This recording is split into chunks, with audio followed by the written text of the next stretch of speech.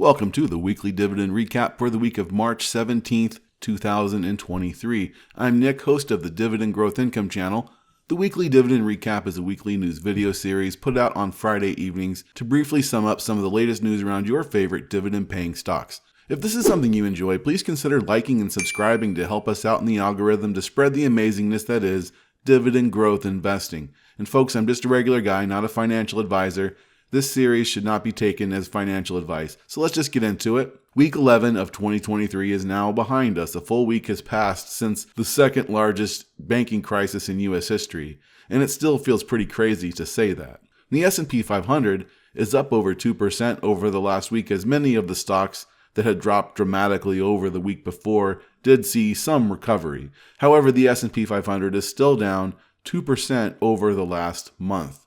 Now let's look at our favorite dividend ETF, SCHD, the Schwab US Dividend Equity ETF. At the end of the week, we are trading at $70.51, and shares of SCHD are down 0.3%, basically flat over the last week. If we look at the sector holdings in SCHD, notice that financials make up the largest portion of the fund at around 18%. Financials have been hit the hardest as a result of this banking crisis. Now, SCHD should be looking a little bit different in the next week as the Dow Jones US Dividend 100 Index will be reconstituted. The index rebalances every quarter, but once a year the index changes its holdings following its stock selection strategy. And what Schwab does with SCHD is they just purchase the funds of this index in a full replication technique. So as stocks rise, they'll make up larger parts of the index, as is what happened with Broadcom over the last year. But part of the policy is no fund makes up more than 4% of the fund. So when this is reconstituted, that's one thing we should notice. Now for a more in-depth explanation of how SCHD picks its stocks, I'd made a video a couple weeks ago, and for whatever reason, the YouTube algorithm was not particularly kind to it, but I think there's a lot of useful information there for SCHD investors. And for reference, in last year's Reconstruction, the index added 14 new stocks while it removed 13, so I expect some things to shift around. And of course, I'll have a video covering exactly what those changes entail once we have them, perhaps in next week's recap. Now, I added to SCHD in 2 of my accounts this week in that $71 range, thrilled to be adding at these levels, eager to add more. If SCHD goes up this week, I'm going to buy some more, and if SCHD goes down next week, I'm also going to be buying more. Basically, I'm buying this regardless. And I think it's important to stress that for successful dividend investing, the strategy just needs to remain consistent. Whatever the markets do, we're focused on building up positions in high-quality companies with a track record of growing free cash flow that is paid out in the form of dividends. Times like these create substantial opportunities, but of course, nothing comes without risk. I wanted to briefly discuss what happened with the banking crisis last week. Shareholders of Silicon Valley Bank and Signature Bank were wiped out with what are now the second and third largest U.S. bank failures on record. As neither of these companies paid dividends, most of us were likely unaffected as long-term dividend growth investors. The cause of these banking failures was the mismatch in the duration between their short-term deposits and the longer-term loans they fund. It's a mix of unsecured deposits combined with larger unrealized investment losses.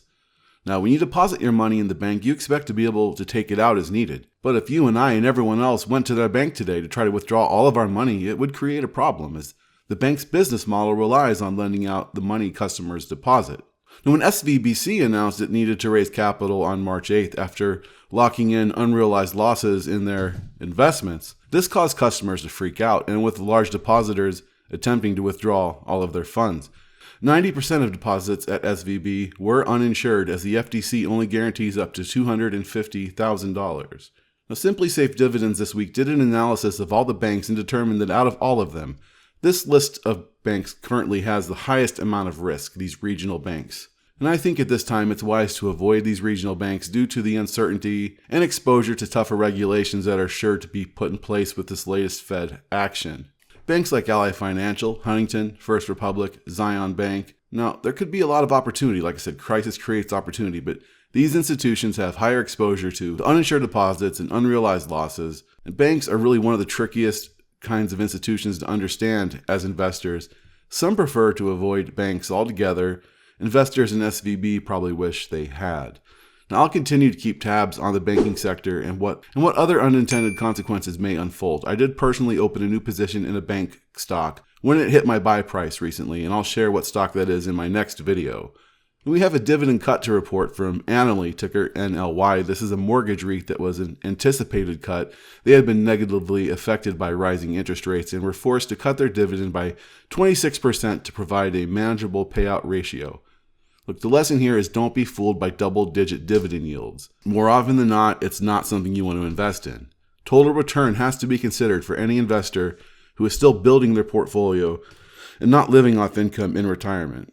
This stock has been a massive loser. Shares are down 70% over the last 10 years, and even with dividends, you didn't even get a positive return over the last decade. While the S&P 500 has returned 200% over that time frame. I don't invest in this crap. That's not what this channel is about. Now, our channel is about dividend raises. For example, Realty Income, everyone's favorite monthly REIT. They raised their dividend by 0.2% this week. They raised it last month too. Realty Income raises their dividend slightly, at least once per quarter, and ultimately this dividend grows at a rate of 3 to 4% annually every year, as it's done over the last 28 years of paying dividends every month. You'll want to own your shares by March 31st to get the next dividend payment on April 14th. Remember, that dividend is non-qualified, taxed as ordinary income. Now, who doesn't love the monthly dividend company? In my humble opinion, shares look attractively valued, both in terms of relative dividend yield and to its forward price to adjusted funds from operations. There's a couple more good dividend hikes to discuss. We have Semiconductor Equipment Applied Materials, ticker AMAT. They announced their 6th consecutive dividend raise, boosting their dividend by 23%. In addition, the company announced a $10 billion share repurchase program, which accounts for roughly 10% of AMAT's market cap. Shares today are available at a 1% yield, and that's going to turn off a lot of the more income-minded investors. But they raise this dividend by 20% plus every year on average. And so for those of us looking for big picture total growth, this is one to consider maybe, although be aware of that 1.74 beta means this is a volatile stock. Next up, we have Williams-Sonoma, ticker WSM. This is a home furnishing retail company that offers products for cooking, dining, and entertaining. On March 17th, the company announced a 15% dividend hike, marking its 14th consecutive year of increasing its dividend payment. There's lots to like about Williams-Sonoma. Between their conservative payout ratio, attractive valuation, and an average annual dividend growth rate of 12% over the last 5 years. One more to talk about, and this is the general merchandise store Dollar General, ticker DG. This is a discount retailer that is spread all throughout rural America. On March 16th, the firm raised its dividend payment by 7.3% for its 7th consecutive year of dividend hikes. Investors need to have their shares by April 10th to get that 59-cent dividend on April 29th. I think Dollar General looks attractively valued given it's not far off from its 52-week low, even though it only yields 1.13%, that is 31% above its 5-year average of 0.86%. So those are the main dividend hikes I could find for this week. Now let's look at the ExDividend dates for some of our favorite dividend stocks in the week ahead. So on Tuesday, March 21st, Broadcom, ticker AVGO, is going ex-dividend, paying out $4.60 per share on March 31st. Canadian restaurant company QSR is also going ex-dividend on the 21st, paying 55 cents on April 5th. QSR, they are Burger King, Popeyes, Chicken. On Wednesday, everyone's favorite Vegas REIT, Vici Properties, is paying 29 cents on April 3rd. Also, electronic retailer Best Buy, paying 92 cents on April 13th.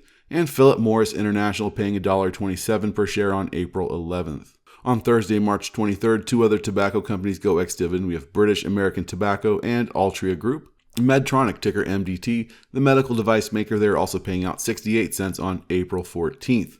Then on Friday, March 24th, we have the Oregon-based utility Portland Electric paying out 45 cents on April 17th. And I could not find any companies of note going ex-dividend the following Monday of March 27th. So going into the next week, I'm continuing to look at the financial sector. And I have a video coming out shortly after this one where I'm looking at some of my picks that I think have massive upside coming out of this crisis that look good for long-term dividend growth investors. I'm also going to be watching out for SCHD's Reconstructing, as I've been buying my SCHD every single week, and I'm going to continue to be doing that throughout the year. But I'm anxious to see what that's going to look like going forward for the next year. This is the Weekly Dividend Recap, Episode 3, Week 11 of 2023, brought to you by the Dividend Growth Income channel. If you found value and want to continue this series, if you could please just do all the things that help us grow our show and little channel here, and have a wonderful weekend, my friends.